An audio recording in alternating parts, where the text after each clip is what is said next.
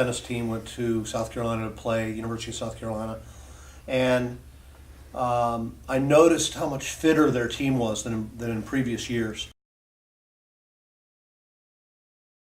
So in talking to Paul, I heard what he did in his whole program of max VO2 testing, individualized workouts, and his understanding of cardiovascular training, of the heart, of resting pulse rates was off the charts. We've always done more cardio than most teams. I really believe in it as a base, but it was pretty scattershot approach. I mean, we would just work pretty hard, get heart rates into a certain zone, but it was very unscientific.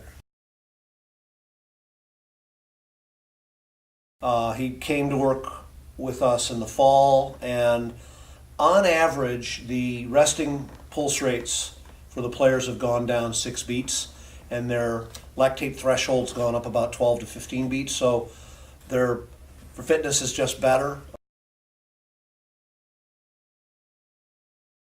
With Paul's guidance, target the workouts, and in this way we don't have to beat them running on the court. They don't get overuse injuries with their legs. It's been very successful. The team really enjoys Paul and the workouts very much. That it isn't just work hard. Some of the sprints, they'll even say, that wasn't that hard a workout, but they see that their numbers, the pulse rate's falling, and that they feel better, and that they can play a long point and not be fatigued. And they take a pride in it.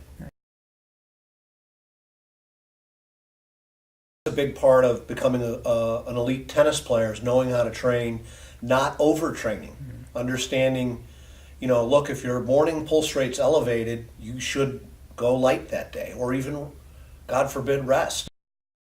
Part of the morning pulse rate is if it's elevated in a surprising way, it could indicate the player's coming down with an illness. And instead of waiting, she can go to student health right away, and often it reduces the lost time, practice time and training time, because she's able to get treatment early. One of the main criticisms I have of a lot of training is it's one size fits all. It's not individualized. And we have people at different training ages. Some of them have very high max VO2, have done a lot of work, aerobic and anaerobic running in different sports, and are very, very fit. Others are a little lower on the scale. They haven't had as much exposure to good training.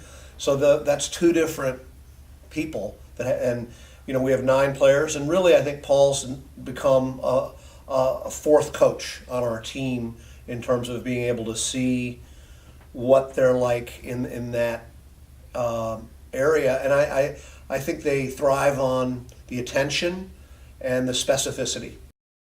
And it's a privilege coaching these young players, and they want information, and they want connections made and suggestions made. And the big challenge we have here is their time. They're really serious about their studies, and there's not a lot of free time to do stuff. And we try to incorporate some of Paul's suggestions. We do yoga as a team. Wish we could do it even a little more.